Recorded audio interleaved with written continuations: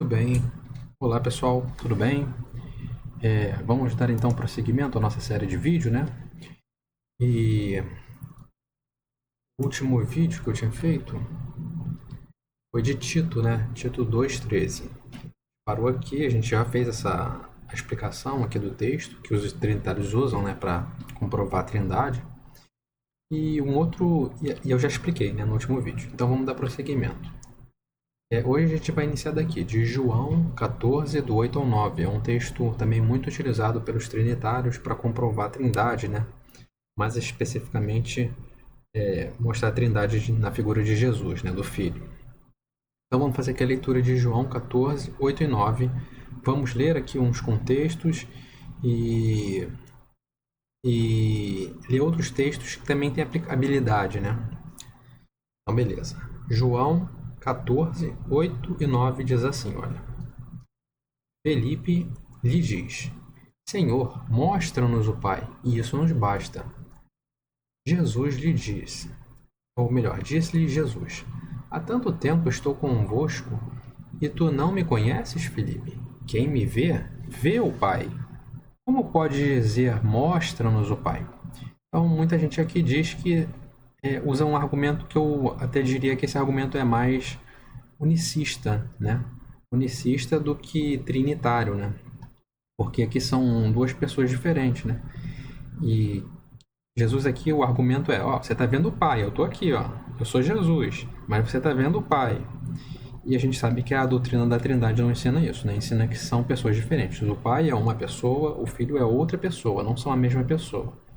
O unicismo ensina isso, né? Que Jesus, o Pai e o Espírito Santo são a mesma pessoa. Só que ali, ele com todo o poder que ele tem, ele como se estivesse se dividindo, né? Se mostrando, se revelando, ou se estivesse conversando com ele mesmo, né? E esse debate não é novo, né? Sobre o unicismo, né? Esse debate já, desde dos primeiros, segundo séculos já tinham esse debate, né? Eu esqueci o nome aqui do personagem, das pessoas que teve esse debate inicialmente. Enfim, não vou lembrar aqui agora. Mas o tema é esse, né? Então, as pessoas que acreditam na Trindade dizem que aqui Jesus Cristo está falando, olha, eu sou o Pai, tá vendo? Ó, eu sou aqui Deus, olha, eu sou o Pai. Mas será que é isso? Bom, deixa eu ler aqui, ó, o contexto e a gente vai passar aqui, olha. Então a gente já leu isso aqui e o 10 ele depois disso, né, Jesus falar, olha, quem me vê também o Pai.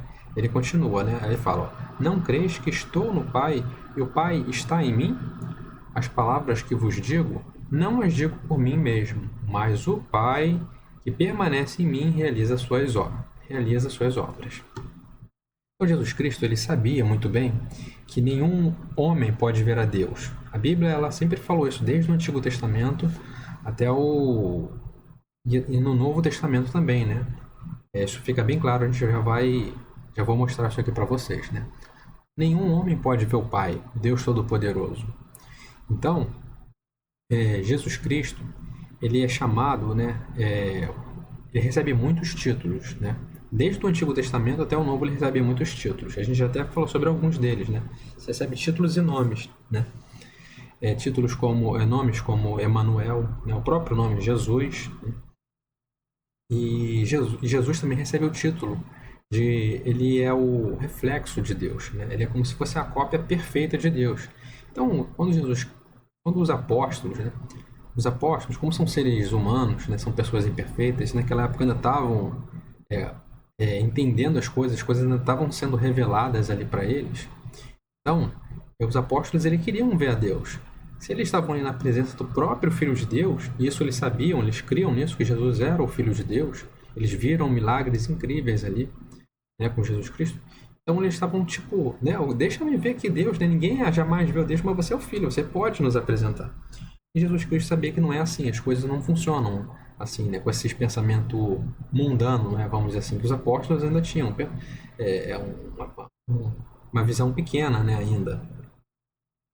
É por isso que, inclusive, Jesus Cristo falava, né? Comparava eles a criancinhas, né? Enfim. Mas vamos voltar aqui. Então, Jesus Cristo sabia muito bem que ninguém poderia ver o Pai. Então, a forma de Jesus responder aqueles homens foi dizendo, olha, eu reflito aqui exatamente, eu sou reflexo de Deus, né? Se vocês querem saber como é Deus, como é o Pai, não precisa vocês verem o Pai mesmo. Basta olhar para mim. Eu reflito, eu sou um reflexo de Deus. Então, se vocês querem ver o Pai, se vocês querem conhecer o Pai, é só olhar para mim, o meu comportamento, o meu jeito. Né? Da mesma forma que, por exemplo, na vida real, né? Você deve conhecer alguém, um pai, um filho, que ele se parece muito, o filho se parece muito com o pai, né? Além da fisionomia, assim, da aparência, a cor de pele, a altura, o formato do nariz, dos olhos, da boca, às vezes até o jeito, o modo como a pessoa fala, né? É semelhante do pai com o do filho. Então é a mesma coisa aqui. O Jesus Cristo, ele é o reflexo de Deus, né? Ele é chamado dessa forma, né? Ele é como se fosse a cópia de Deus. Então, se eles queriam ver o pai, bastavam eles ver o filho, que vendo o filho, eles já estavam vendo o reflexo, né, o espelho de Deus, né, vamos dizer assim. Né? Então, basicamente é isso. Olha só o que diz o 20, olha. Nesse dia compreendereis que eu estou em meu Pai e vós em mim, e eu em vós. Por que eu botei esse texto aqui e os subsequentes? Porque as pessoas falam assim, tá vendo? Olha, Jesus está no Pai, então eles são a mesma pessoa, são três deuses em um, né? Desde que meu Pai está em mas aqui depois, né? Jesus ele usa essa mesma ideia, esse mesmo raciocínio de que eu e o Pai somos um, nós estamos em união, ele também usa esse raciocínio com os apóstolos. Ó, nós também somos um, né? Então é isso que mostra aqui o versículo 20, ó. Nesse dia compreendereis que eu estou em meu Pai, e vós em mim, e eu em vós. Então, o argumento era justamente esse, né? De ter união, de ter o mesmo propósito. A união que Jesus tem com o Pai, ela é uma união de propósito, de sentido, de liderança, entendeu? Enfim, de propósitos mesmos. Né? Não é que sejam, não é conforme é ensinado o unicismo, né? Ele é uma união ali de propósito. Por isso que, eventualmente, essa mesma união também vai ter entre os seres humanos, né? Entre as pessoas, a criação humana e Deus, né? Porque todos vamos estar em uma união. É claro que isso é no futuro, né? Quando Deus trouxer o julgamento, o Armagedon, tudo aquilo. O versículo o 1 João 1,18 também traz mais ou menos esse mesmo raciocínio. Olha, diz assim, ó, João 1,18. Ninguém jamais viu a Deus. O Deus unigênito que está no seio do Pai é quem o revelou. Então, aqui, conforme eu tinha falado, né, no Novo Testamento, o mesmo diz isso, que ninguém jamais viu a Deus. Né? Só o que as pessoas já viram é o Deus unigênito. Né? Interessante, inclusive, essa forma como Jesus é chamado, né? Deus unigênito. Né? Ou seja, é o primeiro gerado. Né? Então, Jesus ele foi primeira criação de Deus. Né? Essa é a verdade. Foi gerado por Deus. Sei que tem um conflitozinho aí com a palavra gerado e criado, mas eu não vou entrar nesse tema aqui hoje, né? A gente pode discutir em um outro vídeo. Mas, de qualquer forma, é isso, né? Deus unigênito. Tem muitas traduções que tiram aqui, né? Deus unigênito, que a palavra original aqui realmente é Deus, e trocam por Filho unigênito, né? Porque justamente para levar a pessoa a entender que ali está se referindo ao Filho, né? E a ideia de Deus derruba essa ideia, né? Da Trindade, né?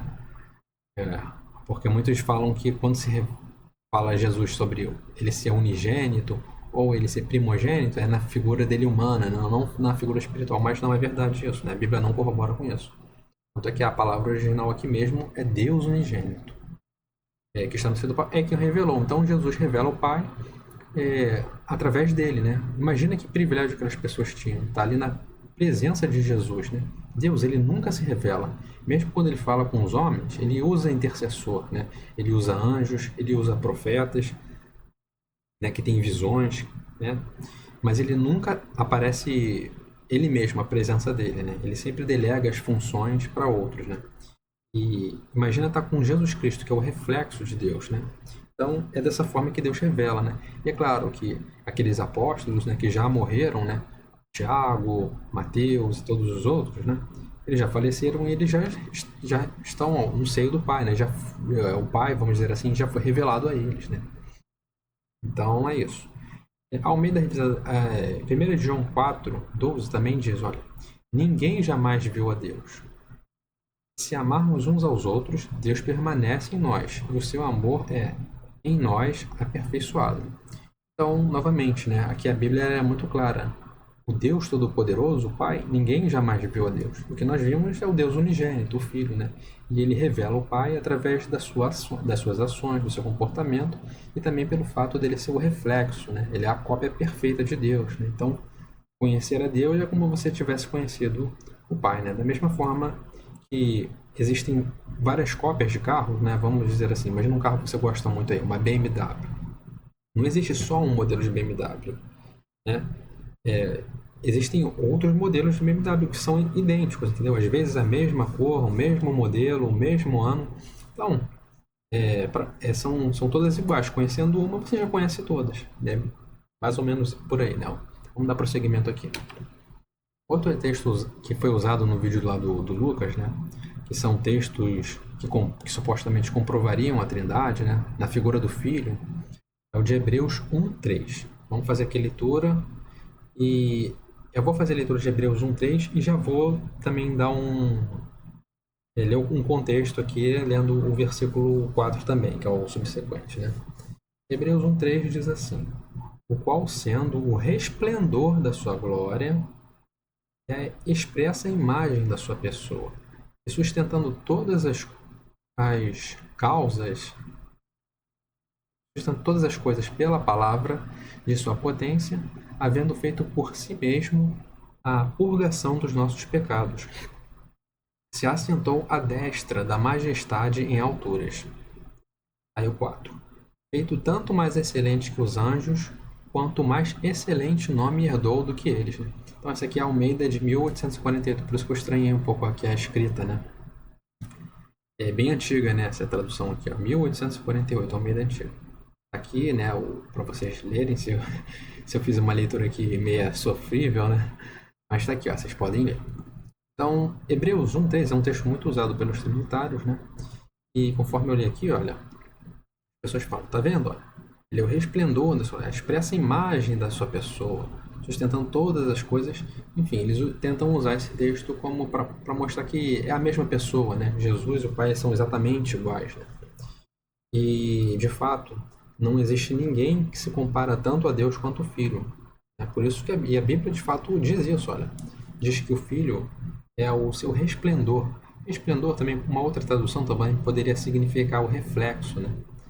Aquilo que reflete, né? O resplendor, basicamente, se vocês colocarem, é, num, procurarem num dicionário, é mais ou menos isso, né? Ele reflete. Só que, por mais que eu entenda, né, essa analogia, de fato a Bíblia não pode ser mudada, a gente tem que entender que existe um que é a glória e um é um reflexo, como se fosse uma cópia, né? Um é um verdadeiro e o outro é uma cópia, ainda que perfeita, né? E tem as mesmas características. Né? Aqui, deixa eu ler aqui o meu slide, ó, que eu escrevi aqui, olha. Mostra que Jesus é o reflexo de Deus. A mensagem, né, é claro que a Bíblia é uma mensagem poética, né, mostra que Jesus é o único que reflete melhor a personalidade e qualidade de Deus. Ter sido leal a Deus, pode se sentar à direita da majestade de Deus, fazendo distinção entre o Pai e o Filho e ainda apresenta o Pai como maior. Né? Então, o 4 aqui ele mostra bem isso, né? Deixa bem claro, olha. Feito tanto mais excelente que os anjos. O livro de Hebreus, como eu já tinha mencionado anteriormente, né, num dos vídeos anteriores, ele é para mostrar que Jesus ele é maior do que os anjos. Ele é maior do que o ser humano e maior do que os anjos. Mas também apresenta, né, o livro de Hebreus, que ele é menor, é um pouco inferior a Deus. Né? De fato, Jesus ele tem características que somente Deus tem. E nenhuma outra criatura tem essas mesmas características que Deus tem. Mas Deus tem algumas características que nem o Filho possui. Eu, eventualmente, eu vou falar sobre isso, né? Se não for nessa série de vídeos, eu vou fazer um vídeo específico para isso, né? Para mostrar quais são as 4 ou 5 características que somente o pai tem e o filho não tem, e por isso a gente pode dizer que o pai é maior do que o filho. Mas isso vai ficar para um outro mais para frente, né? Então, o versículo 4 aqui, olha, mostra isso, olha. Feito tanto mais excelente que os anjos. Então, Jesus aqui ele está sendo comparado a anjos, né? Mas será que ele é igual aos anjos? Não, ele é maior do que os anjos. Quanto mais excelente nome herdou do que eles, né? Então, Jesus, por ter sido, além dele receber, né, ele sempre foi uma criatura de maior maior poder, maior status, né, do que os anjos, após ele ter sido obediente e ser sacrificado, ele ainda recebeu um título maior ainda do que ele tinha anteriormente. E o 3 até explica isso, né? Por que ele herdou isso, né? Por que ele recebeu um título maior ainda. Ele já era um maior, incomparável. Ele recebeu mais honra ainda, né? E no finalzinho do 3 ele fala, olha, assentou à direita da majestade às alturas, né? Ou seja, ele se assentou à direita de Deus, né? O livro de Hebreus, ele também ele corrobora com o livro de Apocalipse, né? Também mostra isso, né? A gente eventualmente vamos falar também do livro de Apocalipse. Mostra Jesus se assentando à direita de Deus. Então, aqui a gente consegue ver uma característica que o Pai tem de superior ao Filho. A posição. Deus, ele está no centro de tudo. E Jesus, ele está à direita de Deus. É claro que a posição dele, nenhuma outra criatura se senta em um trono à direita de Deus, somente o Filho. Então, o Filho recebeu realmente uma posição muito grande. Nenhum outro ser vivo, nenhuma outra criatura espiritual, angélica, tem tanto status, tem tanto poder quanto o Filho, tá? Ele recebeu isso por ter sido leal, né? Ele já tinha uma posição privilegiada, mas a que ele recebeu foi ainda maior após ele ter sido fiel, leal a Deus, ter morrido, sofrido por todos nós. Né? Então, isso que o livro de Hebreu mostra. Mostra Jesus maior do que os anjos, mas ao mesmo tempo mostra ele sendo submisso, né, ou inferior ao Pai, e apresenta até mesmo a posição superior que o Pai tem. Né? O Pai está ao centro de tudo, Jesus está à direita de Deus. E tudo que Jesus tem, ele recebe, ele é a glória, ele é o reflexo, ele copia Deus de forma perfeita. Né? É isso que a gente está vendo aqui, estudando o livro de Hebreus, enfim. Vamos passar para os próximos textos para a gente também não demorar muito. Judas 1,4 é um outro texto aqui que a gente vai ler, né? É usado por trinitários. E muitas das vezes esse texto aqui, de Judas 1,4, é usado uma tradução muito ruim. Uma tradução muito ruim.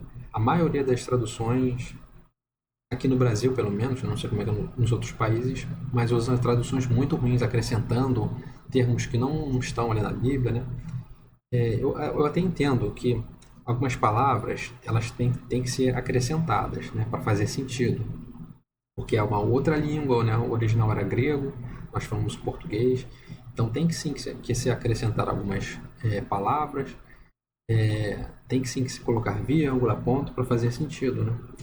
Só que uma coisa é você acrescentar um D, a palavra ou colocar uma vírgula, um ponto final, acrescentar uma palavra assim que faça sentido, né? Mas você não pode acrescentar uma palavra tão importante como um rei, né? Um Deus, né? E é isso que aconteceu aqui no livro de Judas 1,4, né?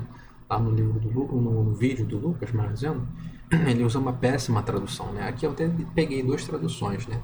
Uma melhor, uma tradução boa aqui, que é a de Bíblia de Jerusalém, e uma Bíblia aqui ruim, que eu peguei qualquer uma. Então vamos fazer primeiro a leitura de Judas 1,4, uma tradução ruim, que eu vou explicar como que ela foi mal usado, né? Uma tradução ruim de propósito, né? Para levar, enfim, a doutrina da Trindade, né? A tradução ruim diz assim, olha, Judas 1,4. Porque se introduziram furtivamente alguns, os quais já antes estavam escritos para este mesmo juízo, homens ímpios, que convertem em dissolução a graça de Deus, e negam a Deus, único dominador e Senhor nosso, Jesus Cristo. Aqui a gente está, a tradução ruim, né, nos leva a entender que esses homens maus, né, eles convertem em dissolução a graça de Deus e negam a Deus, né, o Deus que é o único mediador, né, nosso Senhor Jesus Cristo. Então, realmente faz parecer que Deus, Jesus Cristo é nosso Deus e nosso único mediador. Só que essa tradução é completamente ruim, né? Olha aqui uma tradução melhor, olha. Como é que isso fica muito mais evidente o ponto que eu estou querendo chegar, que são duas pessoas diferentes aqui, não se trata de um único ser aqui mencionado, né? Em Judas 1,4. Não se está falando somente do filho, mas está falando do filho e do pai. São duas pessoas aqui, olha, na oração, né? Ó. De fato, infiltraram-se entre vós alguns homens, já muito marcados para essa sentença, uns ímpios, que convertem a graça do nosso Deus num pretexto para a licenciosidade e negam Jesus Cristo, nosso único mestre e Senhor. Então aqui a expressão mestre e Senhor, né? Eles tiram essa expressão e substituem por Deus, né? E aqui não pode fazer assim, né? Isso aqui é uma tradução ruim, né? Uma péssima tradução. Eu coloquei aqui o Atos 2:36 porque é um texto semelhante a esse, né? Que tem o mesmo tema, o mesmo assunto. Olha só. Portanto, toda a casa de Israel esteja absolutamente certa de que este Jesus que vocês crucificaram, Deus o fez Senhor e Cristo. Então, Jesus, ele é Senhor, ele é Cristo, né? São títulos que ele recebe, né? O Mestre ou Senhor, porque Deus o fez Senhor. Foi Deus que o fez, ou seja, o Pai que fez Jesus Senhor e Cristo. Então, esses títulos aqui, ó, Mestre, Senhor, é totalmente de Jesus. Ele é merecedor e ele recebeu isso do próprio Pai, Deus Todo-Poderoso. Mas a gente não pode trocar esses termos aqui, mestre, ou senhor, ou dono, né? Por Deus, né? Dizer que Jesus é Deus. Isso aqui é uma desonestidade intelectual muito grande, né? É uma desonestidade muito que leva ao erro, né? Enfim, eu eventualmente quero fazer também recomendação, né, de boas traduções, né? Mas é claro que a minha orientação é: tenha mais de uma Bíblia, pesquise. A gente tem hoje acesso à internet, né?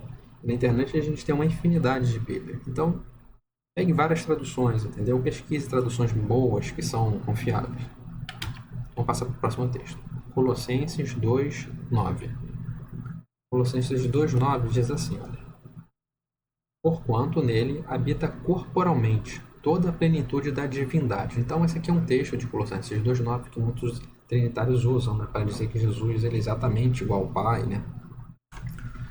Ou usam até mesmo raciocínios, conforme eu já mostrei, unicista, né, não trinitário, para dizer que Jesus e o Pai são exatamente iguais, né, sendo que não são iguais, né? Então, como é que a gente pode mostrar aqui? Olha, vamos ler de novo. Olha. Vamos ler o 9 e vamos ler o 10. Porquanto nele habita corporalmente toda a plenitude da divindade. Também nele estáis aperfeiçoados. Ele é o cabeça de todo principado e potestade. A gente tem que... Eu gosto muito, sim, do princípio da sola escritura. Para mim, esse princípio é fundamental para o cristão, tá bom? Sola escritura.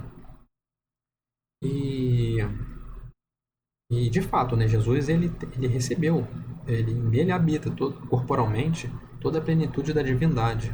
Também nele estáis aperfeiçoados, enfim, tudo isso aqui está certinho. Não tem como a gente mudar o que está escrito, né? Vamos ler alguns textos que têm correlação com esse assunto, e ele amplifica, que está sendo tratado aqui, ele amplifica essa ideia, né? Vamos ler, olha, o Colossenses, agora o 11:3. Diz assim, olha: quero, porém, que saibas que a cabeça de todo homem é Cristo, e a cabeça da mulher é o homem, e o cabeça do Cristo é Deus.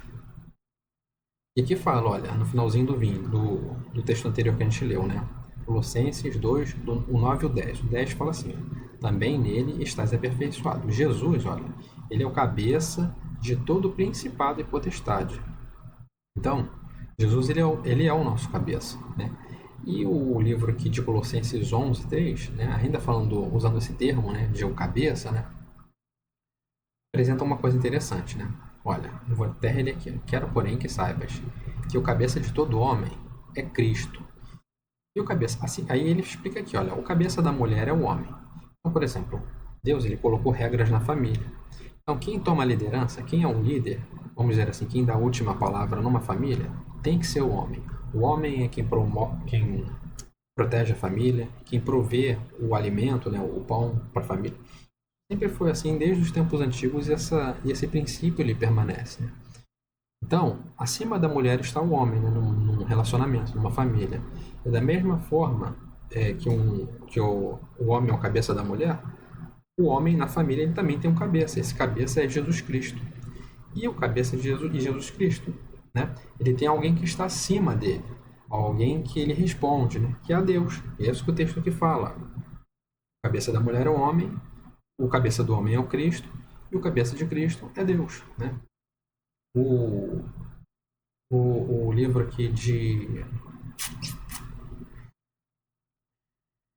Colossenses 1, do 15 ao 20, ele também trata sobre esse mesmo assunto aqui que o Lucas leu, né? Esse mesmo texto aqui de Colossenses 2:9, ele amplifica, né, esse assunto, né? Sobre o poder de Deus, né?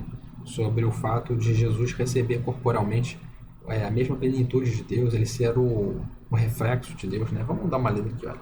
Vamos ler o Colossenses 1, do 15 ao 20. Mas eu vou dar um destaque especial ao 19. Mas vamos lá. O qual é a imagem do Deus invisível, primogênito de toda a criação. Então aqui Jesus ele recebe esse título, primogênito de toda a criação. É um título de Deus, de Deus não, perdão, de Jesus Cristo. Então isso aqui revela algo sobre Jesus Cristo. Ele é o primogênito de toda a criação, né? Então, ele recebe esse título aqui, ó, o primeiro de toda a criação. De fato, Jesus ele é a primeira criação de Deus. E Jesus ele é a única criação que Deus colocou à mão. Todas as outras criações, Deus usou Jesus por intermédio de Jesus. Então a primeira criação de todas foi Jesus, né? Por isso que a Bíblia também diz que ele é gerado, né? Assim como, por exemplo, um pai, uma mãe que quer ter um filho, né? Eles se planejam e têm um filho, né? E eles sabem como fazer filho, né? Todo mundo, a gente aqui já é adulto, todo mundo sabe que um homem com uma mulher produzem um filho. E a existência de Jesus, ela só veio Jesus veio a existir porque Deus assim quis. Então, para Jesus existir, teve que ter a pré-existência de Deus. Então, Deus ele antecede a Jesus. Então, por isso que Jesus ele é o primogênito de toda a criação. Jesus ele é chamado de primogênito porque depois dele veio outros, né? É claro que os outros vieram por meio de Jesus Cristo. Mas, ao mesmo tempo, a Bíblia também diz que Jesus é unigênito porque Jesus, de fato, foi o único que Deus criou, né? Foi a primeira criação. Se vocês não entendem, se quiserem, eu posso dar aqui uma prévia, mas basta ler Provérbios capítulo 8. Ali fala claramente que Jesus foi a primeira criação de Deus, né? Jesus foi gerado por Deus, né? Então, essa foi a primeira criação de Deus, né? Então, isso já revela algo interessante. Mas vamos continuar prosseguindo aqui na leitura, né? O qual é a imagem do Deus invisível, o primogênito de toda a criação. Jesus ele é o reflexo de Deus. Então, Deus é quem ilumina e Jesus é o que reflete perfeitamente. Ele é como se fosse uma cópia de Deus, né? Ele é exatamente igual a Deus. Não existe ninguém que se assemelha tanto a Deus quanto Jesus. A Bíblia também diz, né, que nós fomos criados à imagem e semelhança de Deus, né? Do próprio Jesus. Mas nós não somos tão semelhantes com Deus como Jesus é semelhante com Deus. Entendeu? Então Jesus ele é uma cópia perfeita, né? Mas tem algumas diferenças. E a Bíblia deixa isso claro, né? Então, se você, assim como eu, crê na sola Escritura, você tem que crer que ele recebe esses títulos diferentes de Deus, né? Deus não tem um gerador, né? Deus nunca foi gerado, o Pai nunca foi gerado, o Filho foi gerado. Deus ele não recebe esse título aqui, ó, primogênito da criação, porque Deus não teve início, né? Deus não teve alguém que gerou ele. O Filho sim. O Filho teve um Criador. O Filho teve alguém que gerou ele, né? Foi o Pai, foi Deus. Mas vamos prosseguir aqui na leitura. Porque nele, em Jesus Cristo, né, foram criadas todas as coisas que há nos céus e na terra, visíveis e invisíveis, sejam tronos, sejam dominações, sejam principados, sejam potestades, tudo foi criado por ele e para ele, ou por meio dele, né? O 17. E ele é antes de todas as coisas. Todas as coisas subsistem por ele. Então, aqui Jesus, a gente está vendo exatamente isso, né? Que Jesus criou todas as coisas, né?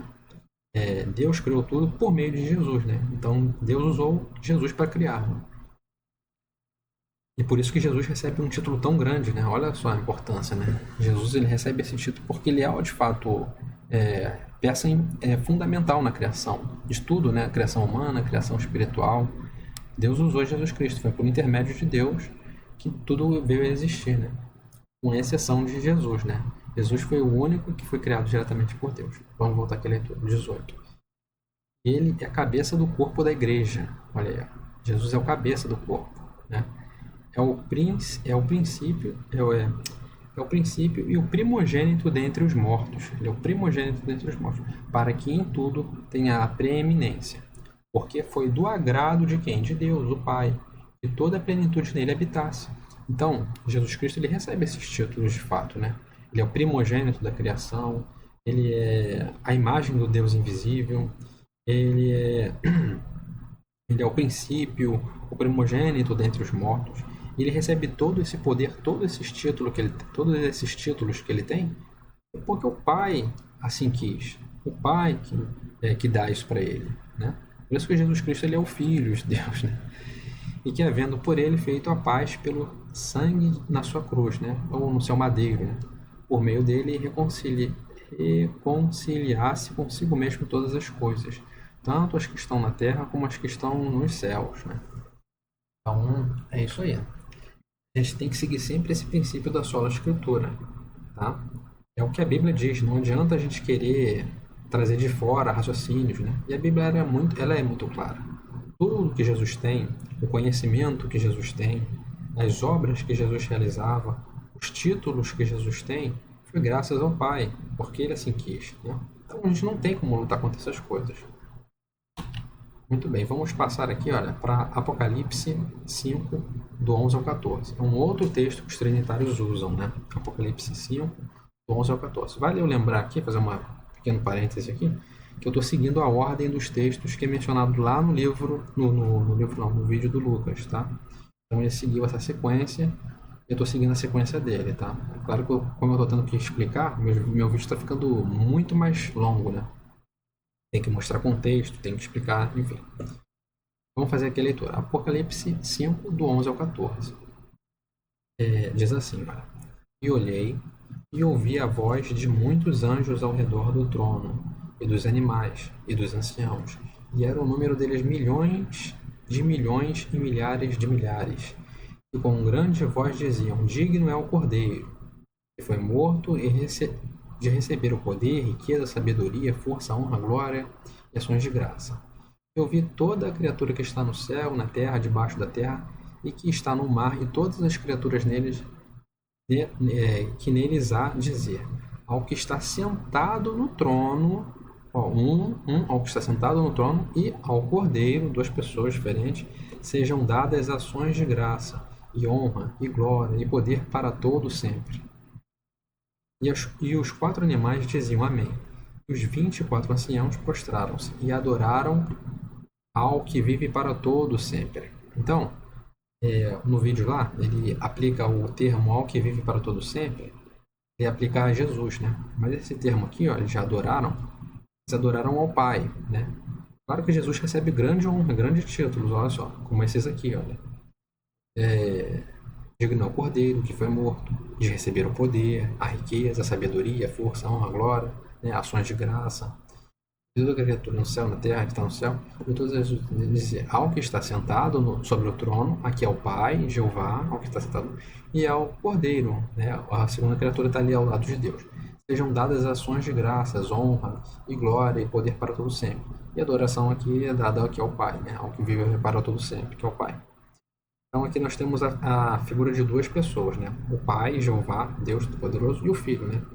Engraçado porque em todas essas visões, a gente sempre que fala sobre Deus, né, e o Pai, e sobre Jesus Cristo, a gente nunca vê a terceira figura, né, da Trindade, que é o Espírito Santo. Mas isso eu vou deixar para um outro, não vai entrar aqui no tema do Espírito Santo. Então a gente vai ficar só aqui no Pai e no Filho. Não vamos entrar na figura do Espírito Santo. Mas é basicamente isso. Apocalipse 5, do 11 ao 14, o que vive para todo sempre aqui é o Pai, né? Que a gente vê Jesus Cristo, a gente vê, aliás, o Pai sentado no trono e o Jesus Cristo, né? O Cordeiro, né? A figura de Jesus Cristo sendo o Cordeiro que retirou o pecado do mundo, né? Quem não sabe porque ele é vestido como um Cordeiro, porque no Antigo Testamento, quando você pecava, a única forma de você ter seu pecado remido, né, perdoado, é através do sacrifício animal, através de sangue, né? Então Jesus Cristo ele veio, se sacrificou, morreu, entregou o seu sangue, e assim nossos pecados foram remidos para sempre, né? Porque o sacrifício de Jesus é muito maior do que o sacrifício de animais, né? Jesus Cristo ele foi o primeiro filho espiritual de Deus, né? E Adão foi o primeiro filho humano de Deus. Então, foi um resgate equivalente, né? O primeiro primogênito de Deus por um outro primogênito, né? Um primogênito espiritual por um primogênito humano. Então, uma vida perfeita por outra vida perfeita, né? O sacrifício de animais não é perfeito. Embora Deus quisesse que os animais que eles abatessem fossem animais perfeitos, não podiam ser animais com defeitos, congênitos, justamente para refletir, né, que no futuro Jesus Cristo ele ia ser um sacrifício perfeito, né? Enfim, já falei demais aqui, não preciso me estender tanto, né? Mateus 28:9 é um outro texto também usado pelos trinitários para provar essa doutrina, né? Que diz assim, olha, Mateus 28:9. Eis que Jesus veio ao encontro deles e disse: Salve! E elas, aproximando-se, abraçaram-lhe os pés e o adoraram, né? Então as pessoas, tá vendo? Olha, aqui está dizendo que as pessoas adoraram a Jesus Cristo. Aquelas mulheres viram Jesus e o adoraram, né? Ok, eu vou ler aqui e já vou explicar, né? A palavra original para adorar é proskíneo, ou proskinel, né? Não sei muito bem como é que se fala da forma correta. Pode ser, não sei se é proskíneo ou proskinel, né? Enfim, tá aqui a forma escrita, né? A palavra original é proskíneo, usada em Mateus, a mesma palavra que é usada aqui, ó, em Mateus 28:9, que as mulheres se ajoelharam, que o adoraram, a mesma palavra também é usada em Mateus 18:26. Mas os tradutores aqui, olha, em Mateus 18:26, não usaram proskíneo como adoração. Somente, eu vou escrever aqui, olha, somente o Pai deve ser adorado. Sabemos disso porque o próprio Jesus falou isso para o diabo. Falou que só o Pai deve receber adoração e serviço prestado. Ó, principalmente isso aqui, ó, serviço prestado. Citando Deuteronômio 10, 20 e 21. E falando ali o nome de Deus, né, o tetragrama, o nome pessoal de Deus. Né? Então, Jesus ele merece proskínio, né? E pode ser vertido como adorado. Então, algum tipo de adoração Jesus merece? Merece. Mas toda adoração adoração e serviço sagrado, né, de forma superlativa, vamos dizer assim, ela só cabe ao Pai, a Deus, né? Certa forma de adoração Jesus ele merece e ele de fato ele recebe, né? Mas toda adoração, todo o serviço sagrado, esse somente o Pai merece, né? Eu eventualmente vou falar um pouco mais sobre isso, né? Pretendo fazer um vídeo depois que eu terminar essa série, pretendo fazer alguns vídeos sobre isso, né? Eu até juntei aqui os textos que eu mencionei. Né? Então, por exemplo, olha, aqui, ó, dois exemplos de tradução proskinion que eu mencionei, né? Mateus 18:26. Deve-se mencionar que a maioria das Bíblias não vertem por adorar aqui, ó. Por que não? Aqui era justamente aquela passagem que Jesus conta, né? De um homem, ele conta uma história, né? Uma parábola de um homem que era rico, né? E um outro que estava devendo a esse moço que era muito rico, devia muito dinheiro, né? E aí quando ele viu, né, a pessoa que ele estava devendo dinheiro, né, esse moço ele se ajoelhou lá, implorou por ele, né? E ele, a palavra é proskínio, né? Pode ser vertido como se dobrar, né, perante a pessoa, se ajoelhar, prestar reverência. Então vamos ler aqui, ó. Assim, 18:26 de Mateus, né? Isso é Mateus 18:26. Então aquele servo, prostrando-se aqui, ó, aqui era para ser proskíneo, né? Prostrando-se, o reverenciava, dizendo: Senhor, seja generoso para comigo e tudo te pagarei. Aqui é uma outra tradução, olha, Almeida Antiga. Então aquele servo, prostrando-se, o adorava, né? O reverenciava, né? Tá vendo? Ó? O adorava, dizendo: Senhor, se alongane-me para comigo. Eu botei aqui esses dois exemplos, né? Para vocês não acharem que eu estou inventando isso. Então, exemplo da forma correta de tradução de Mateus 28:9. E olha, para vocês não dizerem que eu estou inventando, também tem outras traduções, né? Conforme eu li aqui, ó, o Lucas ele usou um texto que falava em adorar, tá vendo? Por exemplo, essa Almeida aqui, ela traz por adorar. Essas outras traduções já não. Eu sei que é um pouco chato ficar te pegando isso de traduções, né? Mas é que o fato é esse, uma tradução ruim, ela vai te te induzir ao erro.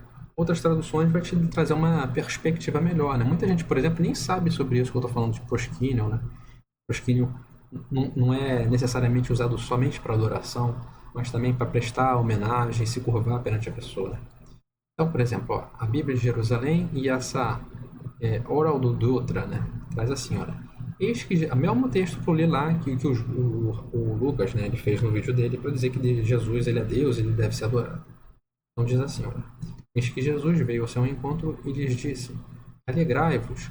Elas, aproximando-se, abraçaram-lhe os pés, prostraram-se diante dele. E aqui essa tradução é semelhante, olha.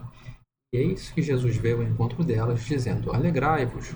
Elas aproximaram-se, agarraram os pés dele e o reverenciaram. Então, basicamente é isso, né? A tradução proskinion, ela pode ser usada tanto como adoração, como prestar homenagem, prestar reverência, se curvar perante a pessoa, né?